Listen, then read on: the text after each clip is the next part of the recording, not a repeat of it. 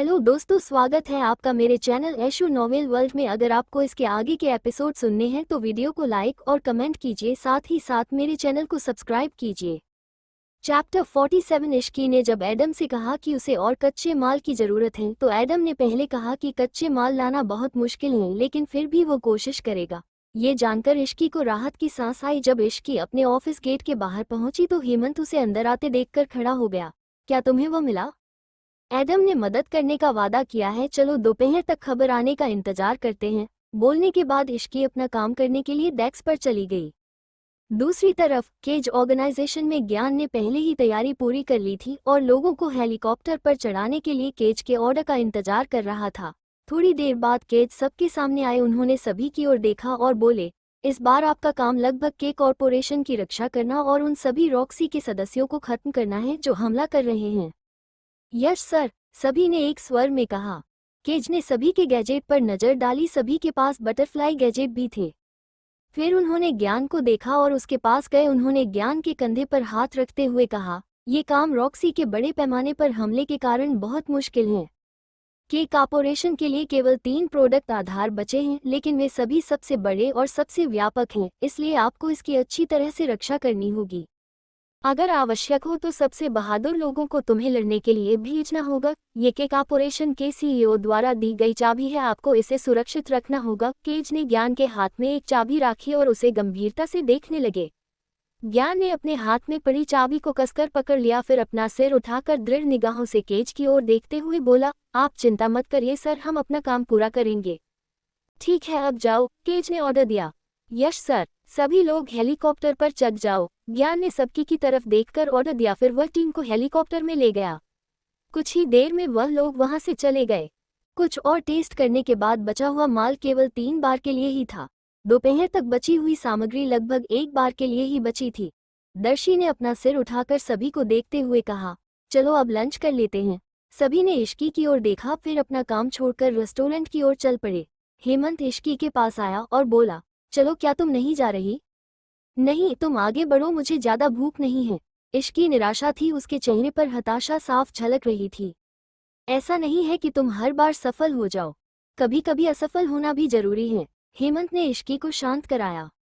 मुझे इसमें कोई शर्म नहीं है कि मैं असफल हो रही हूँ, लेकिन यह वह रिजल्ट नहीं है जो मैं चाहती हूँ। इश्की ने उसकी ओर देखा और उसे समझाया, न केवल हमारे पास माल कम है बल्कि गैजेट भी सहयोग नहीं कर पा रहे हैं।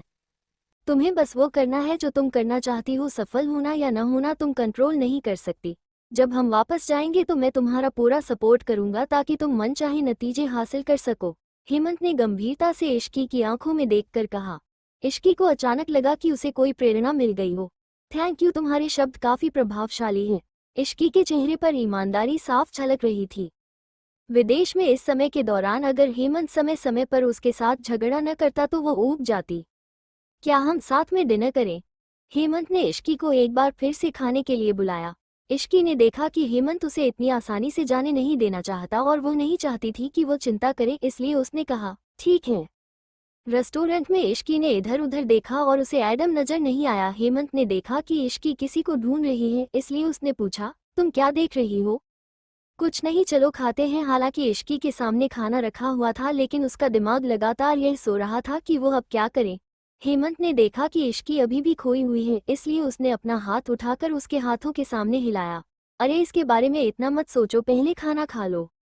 इश्की ने हेमंत की ओर देखा और उसके होठों पर एक मुस्कान आ गई। फिर उसने सोचना बंद कर दिया और खाना जारी रखा। दोपहर के लंच के बाद हेमंत इश्की को कॉफी के लिए ले जाना चाहता था, लेकिन इश्की ने मना कर दिया क्योंकि वह आराम करना चाहती थी। इश्की अकेले ही ऑफिस की ओर चल पड़ी। अचानक एडम उसके सामने आ गया। उसके हाथ में कुछ था। इश्की, मुझे कुछ ऐसा माल मिला है जो तुम्हें चाहिए था। एडम ने उसे वह सामग्री देते हुए कहा कि वह जल्दी से उसे ले जाए और उसका टेस्ट करे। ये पुष्टि करने के बाद कि वह यही चाहती थी, उसने एडम की ओर देखा और बोली, थैंक यू। मुझे दुख है कि यह ज्यादा नहीं है, एडम ने जवाब दिया। उसे अभी भी इस बात का अपराध बोध हो रहा था कि वह इश्की की उस समय मदद नहीं कर सका जब उसे मदद की जरूरत थी। ऐसा मत कहो, मैं बहुत आभारी हूँ कि तुम उन्हें हासिल करने में कामयाब रहे। अब मैं इससे 2 बार और कोशिश कर सकती हूँ। हाँ ठीक है, ख्याल रखना, मैं तुम्हें ज्यादा देर तक नहीं रोकूंगा। मुझे अपने लिए कुछ खाना लाना है। एडम ने उससे बात करने के बाद रेस्टोरेंट की ओर जाना है सही समझा। इश्की मुड़ी और ऑफिस की ओर चल पड़ी। वहां कोई और नहीं था। कोमल दोपहर का लंच करने जा रही थी, तब उसे अचानक पेट में बेचैनी महसूस हुई और वह आराम करने चली गई। इश्की ने गेट बंद किया और ये देखकर कि उसके पास आराम करने का कोई टाइम नहीं है, उसने तुरंत काम करना शुरू कर दिया। कुछ देर बाद हेमंत और कोमल वापस आए और गेट खोलने पर उन्होंने देखा इश्की पहले से ही कंप्यूटर के सामने काम कर रही थी। मिस कपूर, आप थोड़ा आराम क्यों नहीं कर लेती? कोमल ने पास आकर परेशान होकर पूछा। इश्की ने तुरंत कहा, मुझे ये काम आज किसी भी कीमत पर खत्म करना है। आज के बाद मैं जैसा चाहूँ आराम कर सकती हूँ। ठीक है, मैं आपकी मदद करूंगी। कोमल तुरंत अपनी सीट पर लौट आई और काम करने लगी। ये देखकर कि वो काम पर लग गए हैं, हेमंत ने स्वाभाविक रूप से उनकी बात मान ली और वह भी काम करने चला गया। इश्की ने उन दोनों की ओर देखा और उसके चेहरे पर मुस्कान आ गई। सभी लोग अपने काम में व्यस्त हो गए। लंच ब्रेक खत्म होने के बाद बाकी टीम मेंबर धीरे धीरे ऑफिस के अंदर आए। अंदर आकर उन्होंने देखा कि इश्की और हेमंत पहले से ही काम कर रहे हैं, तो वह भी जल्दी जल्दी अपनी सीटों पर चले गए और अपना काम शुरू करने लगे। ऑफिस का माहौल बहुत अच्छा था और ऐसा शायद इसलिए था क्योंकि हर कोई जानता था कि उनके पास कुछ ही घंटे बचे हैं।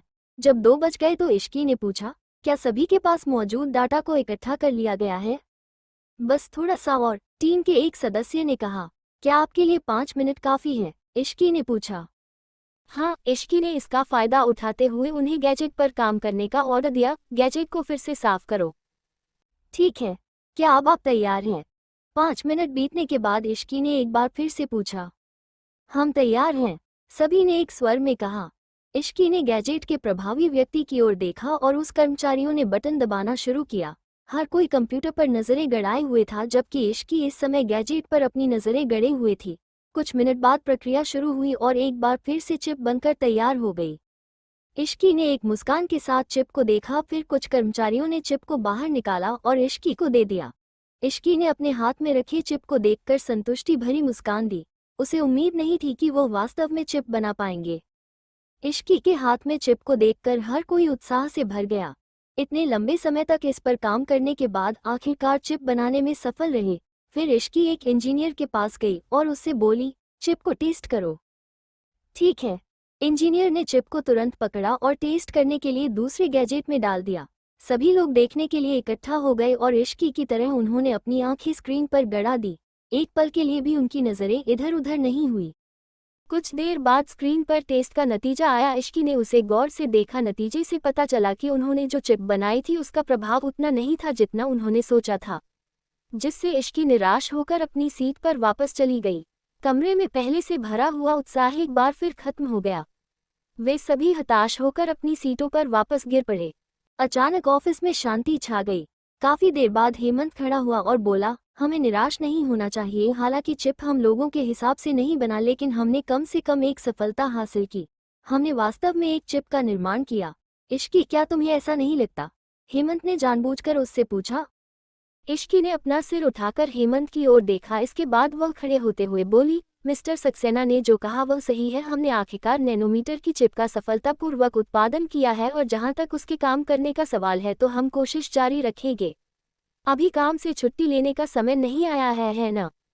हाँ, मिस कपूर सही कह रही है। हमने पहले ही नैनोमीटर की चिप को बना लिया है। इसमें कोई डाउट नहीं है कि हम इसके रिजल्ट को और बेहतर कर सकते हैं, एक इंजीनियर ने कहा। एक बार फिर से सभी लोग अपने काम में लग गए, जबकि हेमंत आसपास के लोगों को देखकर मुस्कुरा रहा था। चैप्टर 48 ज्ञान का हेलीकॉप्टर तय किए गए जगह पर उतरने के लिए तैयार था। हम बहुत जल्द उतरने वाले हैं, सभी लोग तैयार हो जाओ, ज्ञान ने सभी की ओर देखते हुए ऑर्डर दिया। जी सर। हेलीकॉप्टर धीरे धीरे नीचे उतरा। ज्ञान के ऑर्डर पर सभी लोग बाहर आए और तुरंत के कारपोरेशन के उत्पादन केंद्र की ओर चल पड़े, जो वहां उनके आने का इंतजार कर रहे थे। बेस पर पहुंचने पर ज्ञान और प्रभावी व्यक्ति ने अपना स्थान बदल लिया और उत्पादन का कंट्रोल अपने हाथ में ले लिया। ज्ञान ने टीम को 3 समूहों में बांटा और उन्हें चारों तरफ नजर रखने का ऑर्डर दिया। कि कॉर्पोरेशन के प्रभावी व्यक्ति की ओर देखते हुए ज्ञान ने पूछा, सीसीटीवी रूम कहाँ है? प्लीज इस तरफ चलिए, प्रभावी व्यक्ति ने कहा और ज्ञान को दूसरे कमरे में ले गया। कमरे में सीसीटीवी फुटेज चेक करने के बाद ज्ञान ने पलटकर ऑर्डर दिया, बाहर कुछ और सीसीटीवी फुटेज लगाओ। जी सर। जब पूरी तरह से जगह तैयार हो गई तो ज्ञान कंट्रोल रूम में रुककर वहां का काम देखने लगा। दूसरी ओर इश्की रिसर्च बेस के ऑफिस में आखिरी प्रयोग कर रही थी। सभी की नजरें स्क्रीन पर टिकी थी। वह अपनी सांस रोके और संख्याओं की बढ़ती चमक को देख रहे थे। ऐसा करते हुए इश्की ने मन ही मन प्रार्थना करना शुरू कर दिया, उम्मीद करते हुए कि वह इस बार सफल होंगे। तभी एक आवाज आई। सभी ने स्क्रीन की ओर देखा और एक लंबी सांस ली। इश्की ने जब स्क्रीन पर रिजल्ट देखा तो वह हताश हो गई, क्योंकि उसे एक बार फिर से असफलता का सामना करना पड़ा, जबकि उसने पहले ही अपना सर्वश्रेष्ठ प्रयास कर लिया था। क्या इस चीज को बनाना वास्तव में असंभव है? इसी समय कई लोगों ने इश्की के ऑफिस का गेट खोला और एडम के साथ अंदर घुस आए, जिससे सभी की निगाहें गेट की ओर मुड़ गई। इश्की ने उन्हें देखा और तुरंत समझ गई कि वो क्यों आए हैं। आप सभी यहाँ रिजल्ट देखने आए हैं ना? मेरे साथ आइए। इश्की उन्हें तुरंत कंप्यूटर के पास ले गई। एडम और बाकी लोगों ने इश्की की ओर देखा और फिर रिजल्ट को देखना शुरू किया। मिस कपूर, हमने पहले ही इस रिजल्ट का अनुमान लगा लिया था। हम केवल मिस्टर हेनरी के कारण आपके विचार से सहमत हुए थे। अब जबकि प्रयोग समाप्त हो चुका है, प्लीज अगले हफ्ते से एडम की टीम के साथ काम करना शुरू कर दीजिए, एक व्यक्ति ने आगे बढ़ते हुए कहा। वो हमेशा से इश्की का विरोधी रहा था। कोई समस्या नहीं है, इश्की ने साफ साफ जवाब दिया। फिर वो उन लोगों की ओर मुड़ी जो पिछले कुछ दिनों से उसके साथ थे और सभी की ओर कृतज्ञता भरी मुस्कान दी। सभी लोग खड़े हो गए और उसे देखने लगे। पिछले कुछ दिनों में आपने जो कोशिशें की हैं उसके लिए धन्यवाद। मैंने आपको निराश किया है और मुझे इस बात का बहुत दुख है। इश्की ने सिर हिलाया और ऑफिस से बाहर चली गई। रुकिए, कोमल उसके पीछे दौड़ी। इश्की लिफ्ट से सीधे टेरेस पर गई। हेमंत भी उसका पीछा करने लगा। टेरेस पर पहुंचने के बाद हेमंत ने पीछे से इश्की को छुआ और चुप रहा। फिर वह धीरे धीरे बिना कुछ बोले उसके पास गया और उसके साथ डूबते सूरज को देखने लगा। कुछ देर बाद इश्की ने आखिरकार कहा, शायद वह आदमी सही था, मैं तो शुरू से ही गलत थी। इश्की को लगा कि उसने सबका कीमती समय बर्बाद कर दिया। हेमंत ने कुछ पल सोचा, अगर मैं उसका पीछा नहीं करता तो वह एडम के साथ मिलकर कुछ और काम कर सकती थी। कोई भी नहीं जानता कि क्या सही है या क्या गलत जब तक कि वो वास्तव में न किया गया हो। जो जरूरी है, केवल वे लोग ही जानते हैं जिन्होंने कोशिश की है कि क्या गलत है। हेमंत ने उसे देखते ही उसके लिए बुरा महसूस करना शुरू किया। उसे ऐसा करने की जरूरत नहीं थी, तो वो ये बोझ अपने ऊपर क्यों ले रही है? हाँ, अब मुझे पता चल गया। इश्की खुद पर हंसी, शायद तुमने अभी अभी शुरुआत की है। अभी तो तुम्हारा काम पूरा होने से बहुत दूर है। हेमंत ने पिछले कुछ दिनों में इश्की की मेहनत को अपनी आंखों से देखा था और उसे लगा कि वह भी इस तरह से काम नहीं कर सकता था। इश्की ने उसकी बात सुनकर उसकी ओर देखा। अभी अभी शुरू किया? हाँ, इश्की ने डूबते सूरज को देखते हुए आंखें सिकोड़ ली। कोमल उनका पीछा करने की पूरी कोशिश कर रही थी, लेकिन हेमंत कहीं नजर नहीं आया। इधर उधर ढूंढने के बाद उसने वापस ऑफिस जाकर इंतजार करने का फैसला किया। अचानक ऑफिस का गेट खुला और कोमल ने हेमंत और इश्की को देखा, जिससे वह तुरंत दौड़ते हुए बोली, आप कहाँ थी? मिस कपूर, मैं आपको हर जगह ढूंढ रही थी। चिंता मत करो, हम ठीक हैं, इश्की ने कमल के चिंतित चेहरे को देखकर कहा। क्या उन्होंने डेटा मिटा दिया? इश्की ने कोमल से पूछा। नहीं, उन्होंने तो बस उपकरण हटाए। ठीक है, इश्की ने राहत भरी आवाज में कहा और वापस अपने कंप्यूटर के पास चली गई और अपने कंप्यूटर पर काम करने लगी, जबकि कोमल उसे असमंजस में देख रही थी। मिस कपूर, आप क्या कर रही हैं? हेमंत ने उसे तिरछी नजर से देखते हुए कहा, एक दिन तुम्हें पता चल जाएगा। कोमल अब हैरान हो गई। क्या वह समझ नहीं पाई कि वह क्या कहना चाह रहे थे? हो गया। इश्की ने अपना कंप्यूटर बंद करने से पहले उसका डाटा डिलीट कर दिया। चलो चले। इश्की ने ऑफिस के बाहर निकलते हुए हेमंत और कोमल की ओर देखा। कॉरिडोर में इश्की की मुलाकात एडम से हुई, जो सीधे उसकी तरफ ही आ रहा था। आज के बारे में इश्की, तुम्हें इस दिल पर नहीं लेना चाहिए। इसे एक अलग नज़र से देखो। तुम अगले हफ्ते भी चीजें बना सकती हो और हम अभी भी साथ मिलकर काम कर सकते हैं। एडम ने इश्की को मनाने की कोशिश की। वो उस दिन का इंतजार कर रहा था जब वो इश्की के साथ काम कर सके, ताकि उसे इससे कुछ प्रेरणा मिले। मैं ठीक हूँ एडम, उसने जवाब दिया। मैं अभी तुम्हें ही ढूंढने जा रही थी। मैं सच में? एडम ने चौंकते हुए पूछा। पिछले कुछ दिनों से हमारी अच्छी देखभाल करने के लिए थैंक यू। मैं अगले हफ्ते यहाँ नहीं आऊंगी, लेकिन इसका मतलब यह नहीं है कि मैं यहाँ नहीं आऊंगी। सचमुच? क्या तुम अपने देश वापस जा रही हो? एडम ने इश्की की ओर देखा। उसे हैरानी हुई, क्योंकि उसने उम्मीद नहीं की थी कि ये अधूरी उम्मीद इस तरह से टूट जाएगी।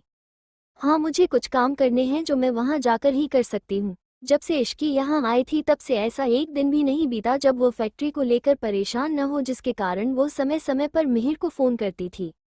परेशान मत होना, मैं समय समय पर तुमसे मिलने आती रहूंगी। अगर तुम कभी मेरे शहर में भी आओगे तो मैं तुम्हारा स्वागत करने के लिए वहां मौजूद रहूंगी। अभी के लिए बाय। इश्की ने कोमल और हेमंत के साथ जाने से पहले एडम को एक मुस्कान दी। एडम उसे रुकने के लिए कहना चाहता था लेकिन उसके पास ऐसा कहने का कोई कारण नहीं था, इसलिए वह उसे तब तक जाते देखता रहा जब तक कि वह वहां से चली नहीं गई। एडम ने अफसोस के साथ दीवार पर हाथ मारा। अगर मैंने गैजेट के साथ कोई गड़बड़ नहीं की होती तो इश्की अब तक सफल हो गई होती। इस तरह उसे यह जगह छोड़कर नहीं जाना पड़ता और मैं उसे हर दिन देख और बात कर सकता। हकीकत में चाहे एडम ने गैजेट के साथ कोई गड़बड़ी की हो या न की हो, इश्की मौजूदा सेटअप और तकनीकी की सहायता से अच्छी चिप विकसित करने में सक्षम नहीं होगी। ये प्रयोगशाला इश्की की चिप के विकास के लिए ठीक नहीं था। तीनों कार में बैठ गए और इश्की अपने होटल की ओर चल पड़ी। हालांकि उसे इस बात का अंदाजा नहीं था कि जो व्यक्ति उनके बेस के बाहर छुपा हुआ था वह उसे जाते देखकर तुरंत उसके पीछे आने लगा।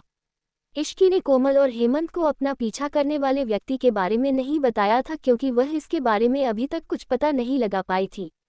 कुछ देर गाड़ी चलाने के बाद उसे एहसास हुआ कि एक कार पिछले कुछ समय से उसका पीछा कर रही थी।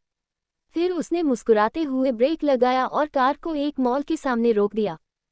हेमंत ने देखा कि ये उनका होटल नहीं था, इसलिए उसने पूछा, यह मॉल है ना? हम यहाँ क्या कर रहे हैं? कोमल को साथ लेकर जाओ और मेरे लिए कुछ खरीद लो। मैं अपनी दादी के लिए कुछ लाना चाहती हूँ, इश्की ने बहाना बनाते हुए कहा। और तुम उनके लिए क्या खरीदना चाहती हो? हेमंत ने शक करते हुए पूछा। मैंने कुछ ऑर्डर किया था और वो अभी डिलीवर होने वाला है, इसलिए मुझे उसे लेने का इंतजार करना पड़ेगा। बस तुम उतर जाओ। इतना कहते हुए इश्की ने पीछे की कार की ओर देखा। हम तुम्हारा ऑर्डर खुद ही ले लेंगे और बाद में तुम्हारी दादी के लिए गिफ्ट भी लेंगे, हेमंत ने उससे बहस करते हुए कहा। ये सुनकर इश्की को गुस्सा आने लगा। तुम जा रही हो या नहीं? ये देखकर कि इश्की गुस्सा होने वाली है, हेमंत ने सहमति में सिर हिलाया। ठीक है, बस काम खत्म होने के बाद हमें लेने आ जाना, ठीक है? भाग जाओ। इश्की ने उसकी तरफ से नजरें घुमा ली। हेमंत और कोमल ने गेट बंद किया, जिसके बाद इश्की तेजी से वहां से चली गई। हेमंत कार को दूर जाते हुए देखकर उस पर चिल्लाया, क्या तुमने देखा कोमल, वो ऐसे ही चली गई। हेमंत, चलो हम कुछ ले लेते हैं। मिस कपूर जब वापस आएंगी तो निश्चित रूप से आपको डांट सुननी पड़ सकती है। अगर उन्हें लगेगा कि आपने उनके लिए कुछ नहीं खरीदा तो क्या लगता है वो आपसे क्या कहेंगी। इन दिनों हेमंत के साथ इतना समय बिताने के बाद कोमल अब उसे और बेहतर तरीके से जानती थी। वो जानती थी कि वह नर्म दिल का था, भले ही वो व्यंग्यात्मक लहजे का इस्तेमाल करने का आदी हो। मुझे ही क्यों सुनना पड़ेगा? क्या तुम खुद खाली हाथ नहीं रहोगी? हेमंत ने कोमल को देखा जो मॉल में जा रही थी। इश्की ने अपनी कार होटल के बेसमेंट में पार्क की और तुरंत बिल्डिंग में घुस गई। उसके पीछे वाली कार भी वहीं रुकी, तभी उस आदमी की नज़र होटल पर पड़ी और वह उसके पीछे पीछे अंदर गया। इश्की ने जानबूझकर हाल के एक कोने में छिपकर आगे बढ़ना जारी रखा क्योंकि पीछा करने वाले को जब पता चला कि वह वहां से गायब हो गई है तो वह आगे बढ़ गया। जैसे ही वो कोने में पहुंचा उसने देखा इश्की कॉरिडोर की तरफ जा रही है। वो तुरंत उसके पीछे भागा, लेकिन जल्द ही उसने पाया कि इश्की गायब हो चुकी है और वो ये देखने में कामयाब नहीं रहा कि इश्की किसी कमरे में गई है, इसलिए वो हर कमरे में जाकर अपनी किस्मत आजमा सकता था। जब वो पहले गेट के पास पहुंचा तो उसने अपना कान लगाकर सुनने की कोशिश की। थोड़ी देर तक कुछ न सुनने के बाद वो अगले गेट की ओर बढ़ा और उसने वहां भी यही किया। हालांकि जैसे ही वो उसके पास झुका अगला गेट खुल गया और किसी ने उसे अंदर खींच लिया। तुम मेरा पीछा क्यों कर रहे हो? इश्की ने उसकी गर्दन पकड़कर दीवार से सटा दिया। मैंने नहीं किया, मैं तो बस यहाँ से गुजर रहा था, उस आदमी ने इनकार करते हुए कहा, हालांकि उसे अपनी जान का डर था। पास से गुजर रहे थे? क्या तुम्हें सच में लगता है कि मुझे नहीं पता कि तुम मेरा पीछा तब से कर रही हो जब से मैं इस देश में आई हूँ? क्या तुम सच में इस बात से इनकार करना चाहते हो? इश्की ने घूरते हुए कहा। उस आदमी को उम्मीद नहीं थी कि इश्की को उसके बारे में इतने लंबे समय से पता था, इसलिए उसकी आंखें इधर उधर भटकने लगी। उसे समझ में नहीं आ रहा था कि उसे क्या कहना चाहिए। मैं तुम्हें दूसरा मौका नहीं दूंगी, तुम मेरा पीछा क्यों कर रहे थे? तुम्हें किसने भेजा? इश्की ने डरावनी आवाज में कहा। मुझे मिस्टर वात्सल्य ने आपको प्रोटेक्ट करने के लिए भेजा है। इश्की को पता था कि वो अभी भी झूठ बोल रहा है, इसलिए उसने उसे जमीन पर पटक दिया और उसके सीने पर रख दिया, जिससे उस आदमी के मुंह से खून आने लगा। चैप्टर 49। जब इश्की ने उसका पीछा कर रहे व्यक्ति से पूछा कि उसे किसने भेजा है तो उसने इश्की से झूठ बोला, जिससे इश्की ने उसे तुरंत जमीन पर पटक दिया।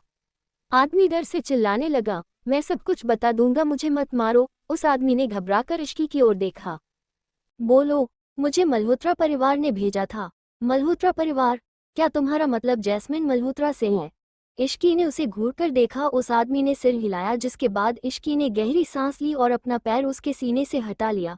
वो वहां से जाने लगी, लेकिन जाने से पहले उसने एक और लात उस आदमी को मारी, जिससे वो बेहोश हो गया। जैसे ही वो वहां से बाहर निकली, वो अपने कार में बैठकर मॉल की ओर चल पड़ी। बाहर आओ हेमंत, इश्की ने फोन पर शांत भाव से कहा। हेमंत ने तुरंत जवाब दिया, हमें कुछ और टाइम लगेगा क्योंकि हमारा काम अभी पूरा नहीं हुआ है। क्या तुम वापस आ गई? हाँ, मैं वहां पहुंचने वाली हूँ जहां मैंने तुम्हें छोड़ा था, उसने जवाब दिया। तुम अंदर आकर हमें क्यों नहीं ढूंढ लेती? कोई बात नहीं, जब तुम्हारा काम हो जाए तो बाहर आ जाना, मैं कार में तुम्हारा इंतजार कर रही हूँ, इश्की ने कहा। वो इतने शोर से भरे मॉल के अंदर नहीं जाना चाहती थी। तुम ही थी जो अपनी दादी के लिए कुछ खरीदना चाहती थी और फिर भी तुम कार से उतरना भी नहीं चाहती। हेमंत बुदबुदाया, क्या कहा तुमने? कुछ नहीं, जब हमारा काम पूरा हो जाएगा तो हम तुमसे मिलेंगे। हेमंत ने उससे बात खत्म करते ही फोन काट दिया। इस बीच मिहिर द्वारा नौकरी से निकाला गया व्यक्ति अपने होटल से निकलकर सड़कों पर आ गया। वह बहुत सतर्क था और लगातार इधर उधर देख रहा था कि कोई उसका पीछा तो नहीं कर रहा। ये स्पष्ट था कि वह इस जगह से अच्छी तरह से परिचित था। इसके अलावा उसने एक साथ स्टोर में जाने से पहले चारों ओर चक्कर लगाने में बहुत समय बिताया। हालांकि वह सतर्क था, फिर भी वह यांश के आदमियों से बच नहीं पाया। जब उन्होंने उसे स्टोर में घुसते देखा तो सामने के गेट पर पहरा दे रहे व्यक्ति ने इशारा किया, जबकि दूसरा जो पिछले गेट पर इंतजार कर रहा था उसने भागने के सभी रास्ते बंद कर दिए। अंदर वो व्यक्ति सीधे सबसे दूर वाले कमरे की ओर गया, जहां एक दूसरा व्यक्ति बैठा था जो सीसीटीवी फुटेज पर नजर रख रहा था। बॉस, मुझे देख लिया गया है। तुम बेकार आदमी, सीसीटीवी फुटेज की निगरानी करने वाले आदमी ने उसे लात मारी। फिर तुम यहाँ वापस क्यों आए? क्या तुम उन लोगों को यहाँ लाना चाहते हो? उस व्यक्ति ने गर्व भरे अंदाज में कहा, मैंने पहले ही चेक कर लिया है और मुझे यहाँ किसी ने फॉलो नहीं किया। दूसरे आदमी ने उसे घूरकर देखा। उठो, बस मिहिर की फैक्ट्री पर नजर रखोगे। वो अभी भी उसे फिर से बनाने की कोशिश कर रहे हैं, है ना?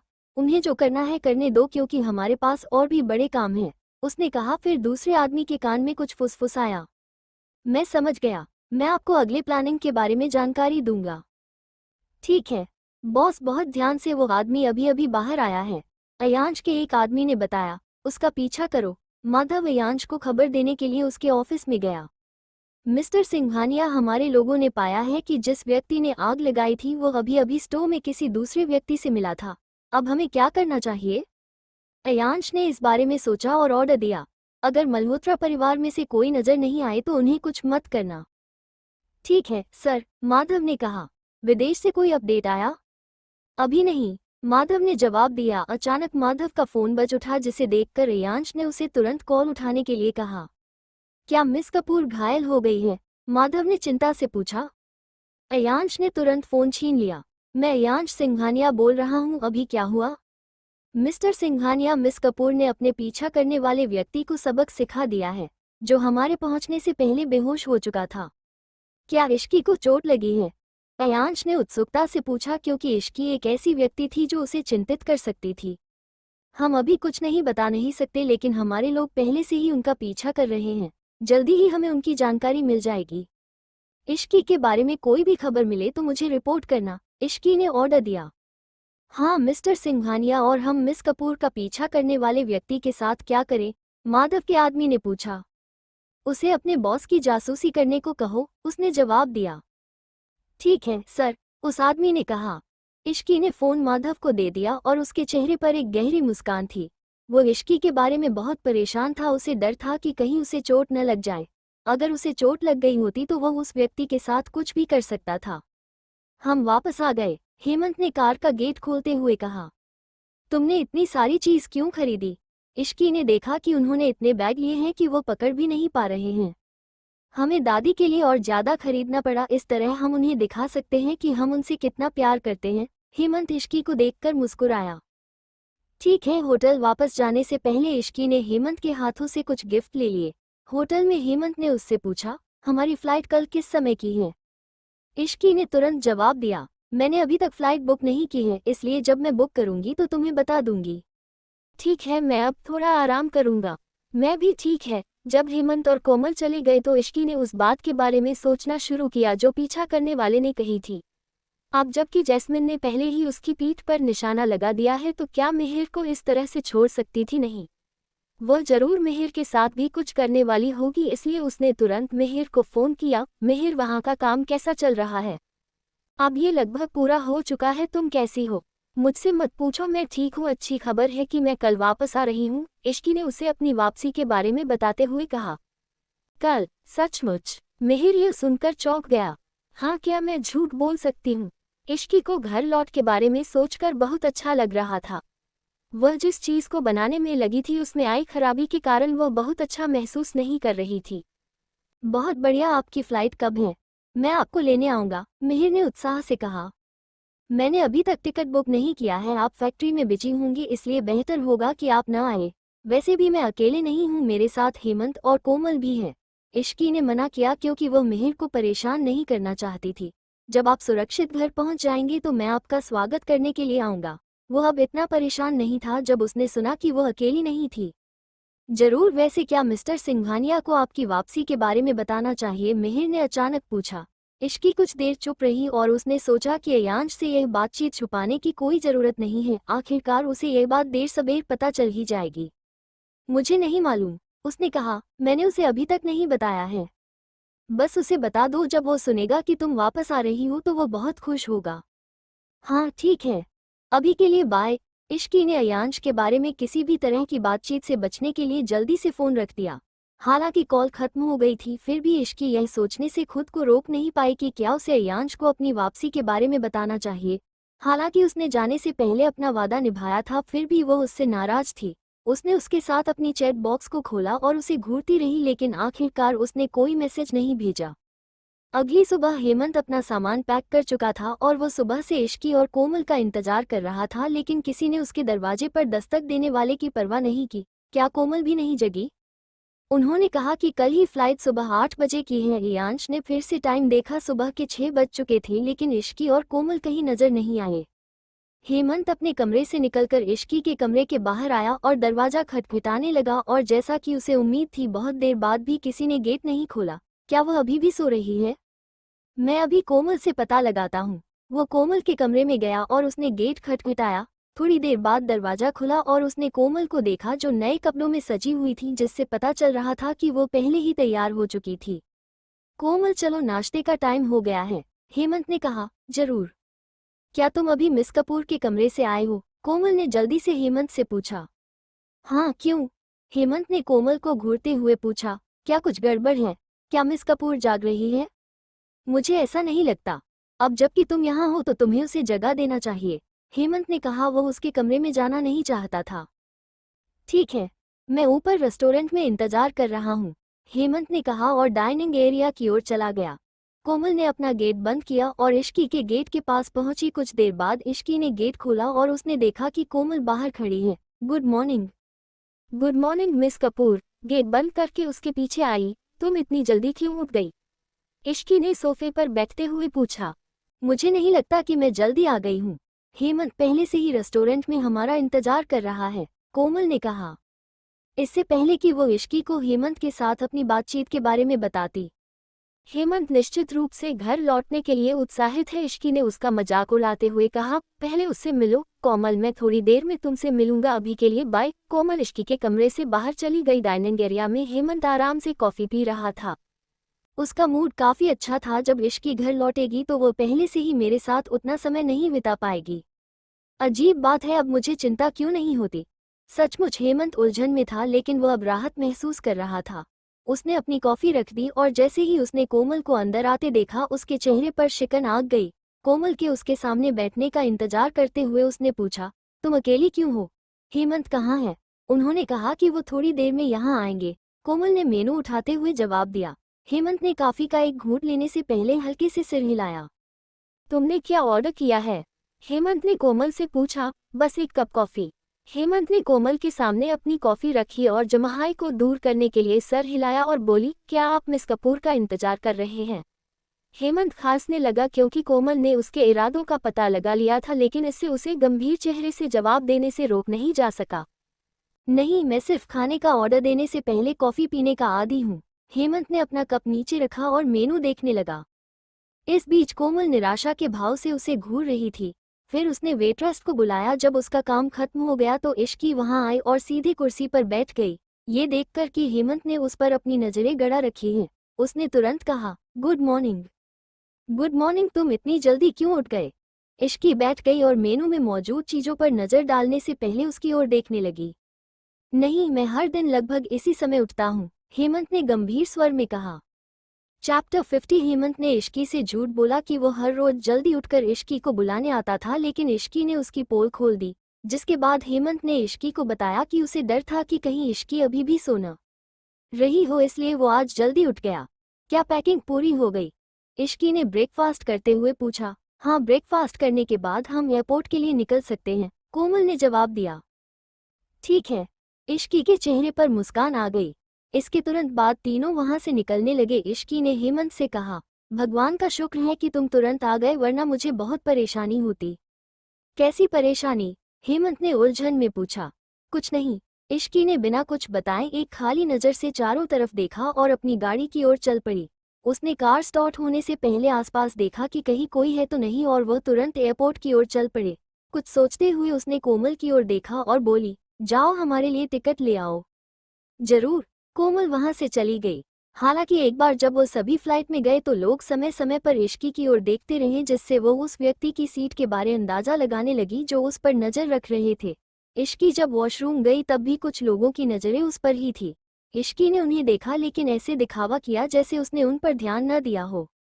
अगर वो व्यक्ति खतरनाक हुए तो उसे किसी भी कीमत पर यह नहीं दिखना चाहिए कि उसने उन्हें देख लिया है, नहीं तो दूसरे पैसेंजर भी खतरे में पड़ जाएंगे।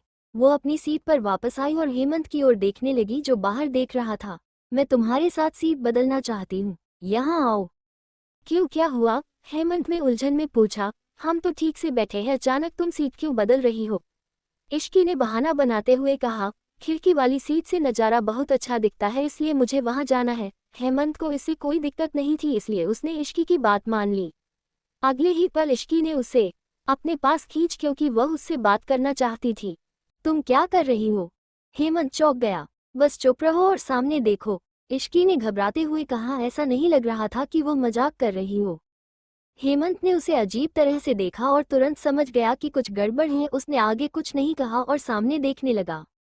सीट बदलने के बाद इश्की उन व्यक्तियों को देखती रही जो उसे अनदेखा कर रहे थे, लेकिन उनमें से किसी ने कोई हरकत नहीं की सिवाय एक के जो रह रहकर उसकी तरफ देख रहा था। जैसे ही वो व्यक्ति कुछ खतरनाक करेगा वो अब उसे संभाल सकती थी। करीब 1 घंटे बाद उस आदमी का धैर्य खत्म हो गया। वो खड़ा हुआ और वॉशरूम की ओर चल पड़ा, लेकिन जब वो इश्की के पास से गुजरा तो अचानक फ्लाइट में कुछ हलचल हुई। ये देखकर उसने मौका पाया और इश्की को अपनी बाहों में खींच लिया। इश्की ने तुरंत उसके हाथ को पकड़ा और नीचे गिरते हुए बोली, तुम्हें किसने भेजा है? अरे अपनी पकड़ ढीली करो, तुम्हारा क्या मतलब है कि मुझे किसने भेजा? आदमी काफी कंफ्यूजन में लग रहा था। अभी भी झूठ बोलने की कोशिश कर रहे हो है ना? लगता है मुझे तुम्हें थोड़ा और परेशान करना पड़ेगा, तभी तुम मुझे सच बताओगे। इश्की ने उस व्यक्ति की वाह को पीछे की तरफ मोड़ दिया, जिससे वो चिल्लाने लगा, क्या तुम चाहते हो कि मैं तुम्हारे सवाल का जवाब देने से पहले तुम्हारा हाथ तोड़ूं? इश्की ने ठंडी निगाहों से उस व्यक्ति को घूरा। उसे उम्मीद नहीं थी कि मल्होत्रा परिवार से कोई भी उसके पीछे फ्लाइट में आ सकता है। तभी वहां एक आदमी की आवाज आई। जब वो आदमी वहां आया तो उसने देखा इश्की ने एक आदमी को पकड़ रखा है, इसलिए वो उस आदमी के पास पहुंचा और इश्की को देखकर बोला, हम यहाँ से आगे संभाल लेंगे। वो शायद फ्लाइट अटेंडेंट था। इश्की ऐसा नहीं करना चाहती थी, लेकिन उसने सोचा कि क्योंकि अभी वो फ्लाइट में है इसलिए उसे बाकी परेशानियों से बचना चाहिए। फिर उसने उस फ्लाइट अटेंडेंट के कान में फुसफुसाते हुए कहा, वो व्यक्ति बहुत अजीब बर्ताव कर रहा था, आपको पता लगाना होगा कि इसे किसने भेजा है। उसे अटेंडेंट ने सिर हिला दिया। इसके बाद इश्की अपनी सीट पर वापस आ गई है। हेमंत ने इश्की को देखा और बोला, क्या हुआ? इश्की ने शांत स्वर में जवाब दिया, एक आदमी हमारा पीछा कर रहा था। हेमंत ने तुरंत भौहें सिकोते हुए कहा, वो ऐसा क्यों करेगा? क्या वो हमें लूटने की कोशिश कर रहा था? इश्की ने उसे ऐसे छुड़ा जैसे वह कोई बेवकूफ हो। ऐसा नहीं है, हालांकि अब संकट टल गया है। जब हम फ्लाइट से उतरेंगे तो हमें पता चल जाएगा कि क्या हो रहा है। हेमंत इश्की को ध्यान से देखने लगा। क्या हो रहा है? ऐसा लग रहा है कि वो ठीक ठीक जानती है कि वो आदमी क्या करने वाला है। कुछ समय बाद आखिरकार फ्लाइट से उतरने का टाइम हो गया। इश्की हेमंत और कोमल की तरफ मुड़कर बोली, तुम दोनों पहले वापस जाओ। तुम्हारा क्या? हेमंत ने परेशान होते हुए पूछा। मैं उस व्यक्ति का पता लगाने जा रही हूँ जिसे कुछ देर पहले ले जाया गया था। ठीक है, सावधान रहना। ये कहकर हेमंत कोनल के साथ फ्लाइट से उतर गया। फिर जब इश्की ने देखा कि फ्लाइट में जिस व्यक्ति को पकड़ा गया था उसे बाहर ले जाया जा रहा है तो वो वहां चली गई। जिसने उसे पकड़ा था वो तुरंत बोला, तुम्हें हमारे साथ आना चाहिए। जरूर। इश्की उनके पीछे पुलिस स्टेशन चली गई, लेकिन उसे बाहर ही रोक दिया गया क्योंकि वो उसे दूसरे रूम में पूछताछ के लिए ले गए। मैं अंदर क्यों नहीं जा सकती? मैं ही थी जिसने उसे पकड़ा था, इश्की ने एक पुलिस वाले से पूछा। मुझे खेद है, यहाँ हम अपराधी से पूछताछ करते हैं और यहाँ किसी भी व्यक्ति को आने की अनुमति नहीं है, भले ही आप ही वो व्यक्ति हो जिसने उसे पकड़ हो। आप बाहर इंतजार करिए। कुछ पल बाद कमरे का गेट बंद हो गया। इश्की ने कमरे की तरफ एक नज़र डाली और फिर बाहर कुर्सी पर बैठकर इंतजार करने लगी। कुछ देर बाद कुछ और पुलिस वाले उसके पास आए। हेलो मैडम, क्या आप उस घटना की शिकार है जो कुछ समय पहले फ्लाइट में घटी थी? एक पुलिस वाले ने पूछा। हाँ मैं हूँ। क्या आप हमें बता सकती है कि उस व्यक्ति ने आप पर किस तरह से हमला किया? इश्की बोली, वो मेरे पास आया और उसने मुझे पकड़ लिया। संयोग से फ्लाइट में कुछ गड़बड़ी हुई और मैं उसे पकड़ने में सफल रही। उसने उन्हें सब कुछ बताया। ठीक है, पुलिस वाले ने कहा, हमें अब तक जो कुछ हुआ था उसका मोटा मोटा अंदाजा है और मुझे लगता है कि हम जल्द ही नतीजे पर पहुंच जाएंगे। आपको जो कुछ भी सहना पड़ा उसके लिए हमें बहुत दुख है। ठीक है, आपको मुझे उसके बारे में सब कुछ बताना होगा, इश्की ने थोड़े परेशानी भरे स्वर में कहा। कोई बात नहीं, हम आपको निराश नहीं करेंगे। हम अब चलते हैं ताकि आप यहाँ कुछ आराम कर सके। ये कहने के बाद पुलिस वाले फिर से पूछताछ करने चले गए। लगभग 20 मिनट बाद मिहिर ने फोन किया। इश्की, क्या तुम फैक्ट्री नहीं आ रही हो? तुम अभी कहाँ हो? तुम्हारी फ्लाइट को आने में इतना टाइम क्यों लग गया? नहीं, मैं फ्लाइट से उतर चुकी हूँ, लेकिन मुझे पुलिस स्टेशन में कुछ काम निपटाना था। क्या हुआ? तुम्हें और कितना टाइम लगेगा? ज्यादा नहीं, शायद मुझे आधा घंटा लग जाए, उसने अनुमान लगाया। ठीक है, मैं अभी तुम्हें लेने आता हूँ, मिहिर ने कहा। क्या तुम बिजी नहीं हो? इसकी चिंता मत करो, बस पुलिस स्टेशन में मेरा इंतजार करो। इतना कहकर मिहिर ने फोन काट दिया। कुछ देर बाद पुलिस वाले बाहर आए और इश्की के पास जाकर बोले, माफ कीजिए मैडम, उस व्यक्ति ने सब कुछ कबूल कर लिया है। उसने क्या कहा? इश्की ने पुलिस वालों को शांत आंखों से देखा। उसके शब्दों के अनुसार उसने कहा कि उसके मन में केवल कुछ ऐसा करने का विचार आया जो उसे नहीं करना चाहिए था, क्योंकि तुम बहुत सुंदर दिखती हो और वो तुमसे माफी मांगने के लिए तैयार हैं। इश्की ने अविश्वास से पुलिस वाले की तरफ देखा। बस इतना ही? जी मैडम, हम इसकी जांच कर रहे हैं और हमने पुष्टि की है कि वो झूठ नहीं बोल रहा था, पुलिस वाले ने गंभीर स्वर में कहा। असंभव, मुझे यकीन है कि वो कुछ छुपा रहा है। उसने जो कारण बताए वो बहुत बेबुनियादी है। इश्की को पूरा भरोसा था कि वो व्यक्ति झूठ बोल रहा है। अगर आपको भरोसा न हो तो आप खुद उससे बात कर सकती हैं। इश्की बस ऐसा कहने का इंतजार कर रही थी। जैसे ही इश्की अंदर गई, उसने सीधे उस आदमी को घूरा। तुम मुझे इन मनगढ़ंत बातों से बेवकूफ़ नहीं बना सकते। भले ही तुम मुझे सच न बताओ, फिर भी मैं सच पता लगा सकती हूँ। मैडम, मैंने अपना गुनाह कबूल कर लिया है, मुझे माफ़ कर दीजिए। मुझे बहुत अफसोस है, लेकिन मुझे उन बातों के बारे में बिल्कुल भी जानकारी नहीं है जिनके बारे में आप मुझसे जानना चाहती हैं। वह उदास चेहरे से गिड़गिड़ाने लगा।